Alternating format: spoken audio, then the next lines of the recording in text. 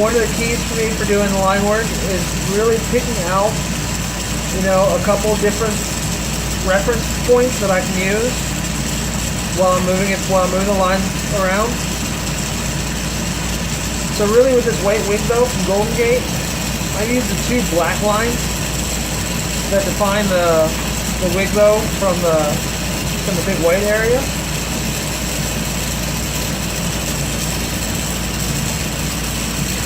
You'll notice if I have to bring it over top of my flame, I move it out away from the flame column before I bring it up. It prevents me from flashing heat in areas that I don't want to. It can be really important when you're doing the lines.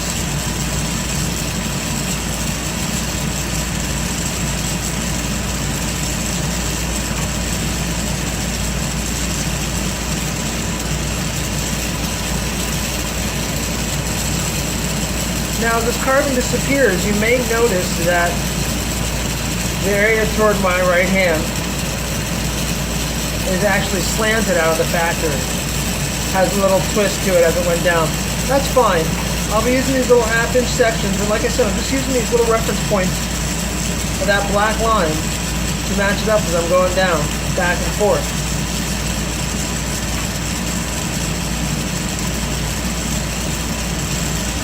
Now I'm sure I'm going to throw this up as a tutorial in the title, but realistically, I have no idea if this is the most efficient way to do this pattern. I saw a couple different glass blowers having done this, or done something similar. I was like, wow, that looks really nice. I'm going to try doing something like that. I think it's done like this. So, yeah, I definitely encourage you to experiment with what you're doing with the line. If you're able to take this class or take this little tutorial and make something of it.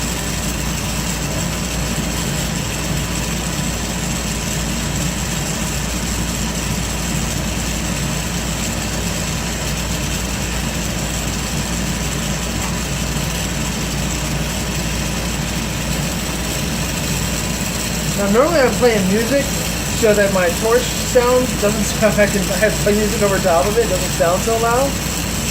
My damn Carlisle hissing away here. But I want to post this to YouTube, so I know that at some point in time there'll be some licensing thing, so we'll get that straight. We'll get some audio in the background at some point, because I want to, when I get audio on there, I want to be able to keep it up.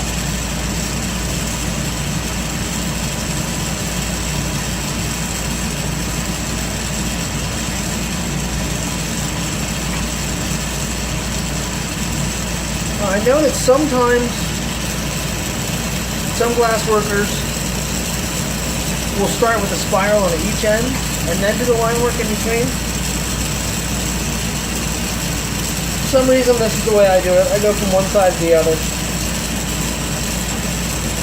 And I always try to leave an extra bit of glass. Like when I get to the end, I'm like, alright, this is where I'm going to make my spiral. If I have to take a little bit more glass off my right hand, that's fine. Again, I'll go from the sharp flame, I'll warm this area up, and I'll go to a broad, much more neutral flame.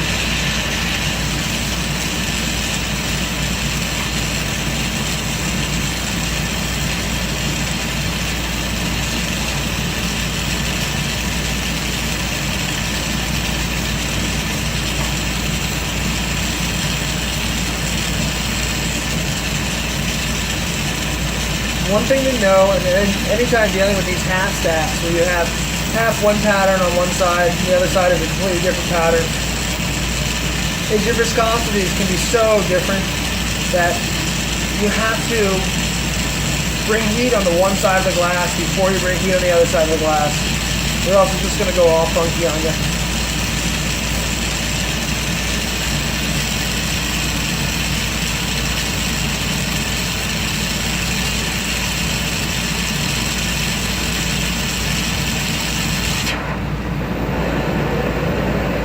Now on these larger pods, normally I can start at this end and I'll heat it all up from this side, gather it from my handle this way, with these larger pods, I'm going to go ahead and start my gather on my end, so that way I can coax my heat back into this other area that's been getting cold. And it took a long time to say. I'll get better at these tutorials, that's for sure. Key here. Make sure you're not heating too much of an area up at one time in your gathering. Take it in steps. Make sure your lines stay together. Pay attention.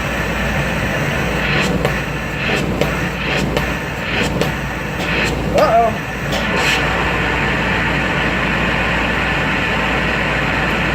Stepped my foot pedal and I think I killed the solenoid on it already. Alright.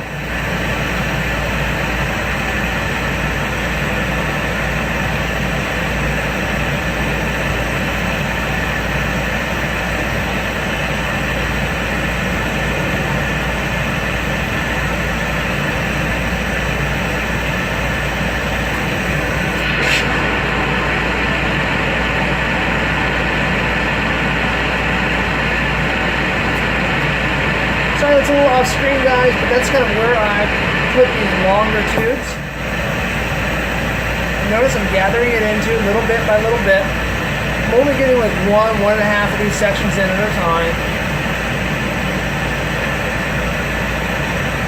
Because one problem we have if you get too much space is that one area will be hot and will be moving. And then you will start moving another area that isn't quite so hot, and all of a sudden things are not doing the way you want them to. So each step, make sure you keep looking at the lines, make sure you keep that they're on point. Don't move to your next area if it's not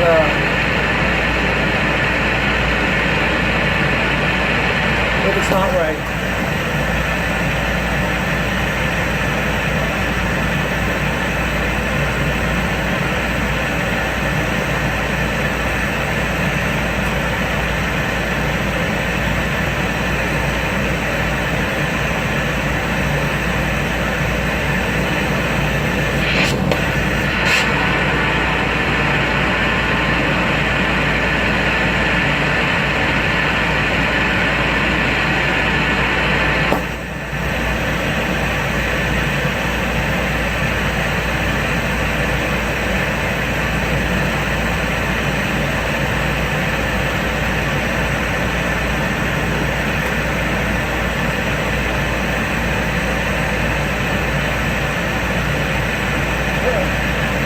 Lost it there. That's one thing to always pay attention. If you start spinning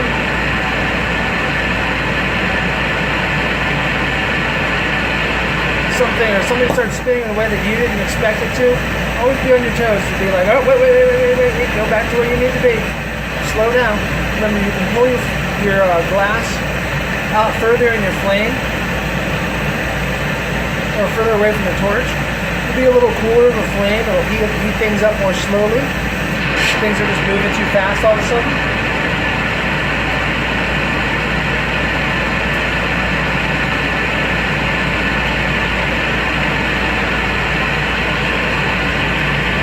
Alright, made it back to this end. I'm going to get a nice solid foundation over here.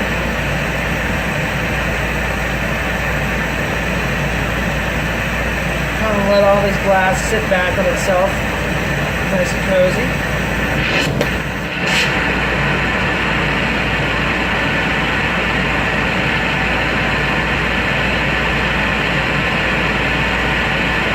All right.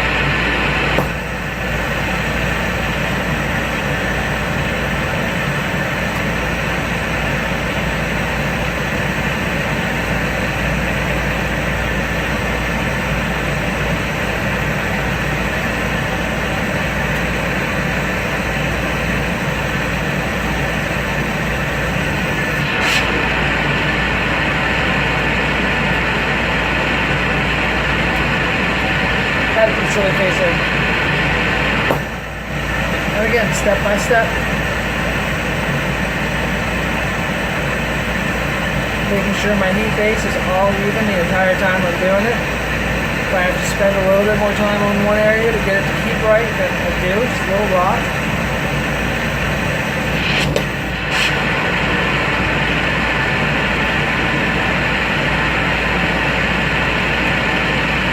Alright.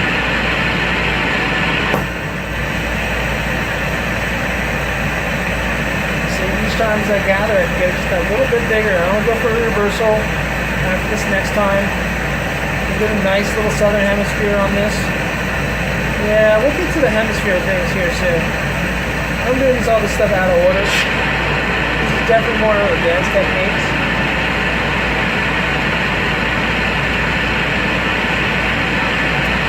There's so many things to think about when doing forge work. But I wanted to put together a small little video, see all the mistakes I made, post it up and watch it for a bit. See what kind of reactions I get. So please feel free to let me know what you guys be looking for if you get a chance to see this.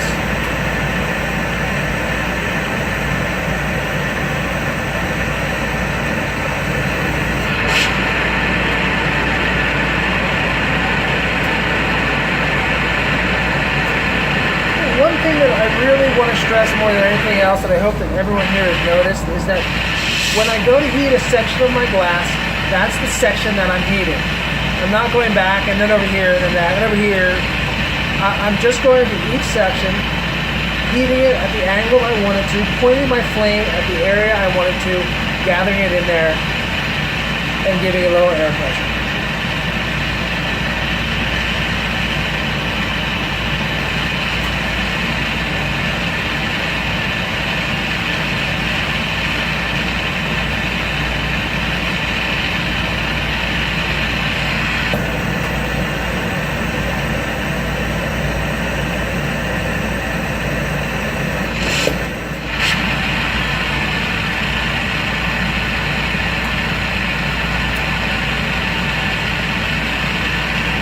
Alright, now I'm right here, even though I've got this nice little edge shape, it gives me some area to coax it down into a nice, even, round termination.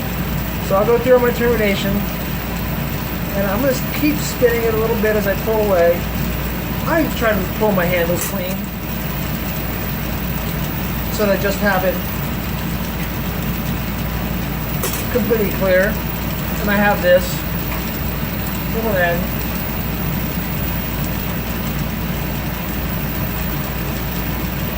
I think I'm going to do that again here. Shoving the stuff in the camera. Of course, that's really awesome. That's what I don't get to do on Instagram, because the videos are so short. Okay, now I'm going to keep spinning here, and I'm going to get it so it's nice, and you see this right here. And I leave this area off because I'm going to knock that bit. Just going to knock it off. You can see this little hole there, and normally I just blow into it, make sure there's something coming straight on in at it, and let the glass collapse on itself as much as possible. Nice soft flame.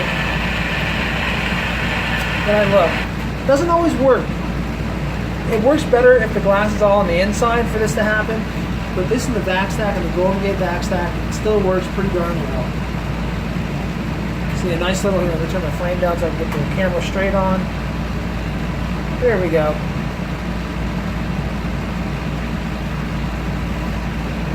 If it doesn't work, do it again.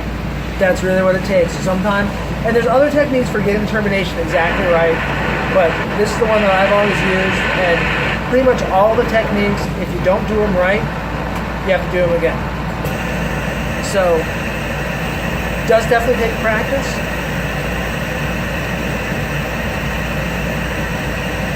And you'll notice how far out my arm is here. I want my flame going in on this North Pole, and so that I can go ahead and heat this whole hemisphere up. I'm not hitting to the side. And as soon as it starts kind of moving and gathering back,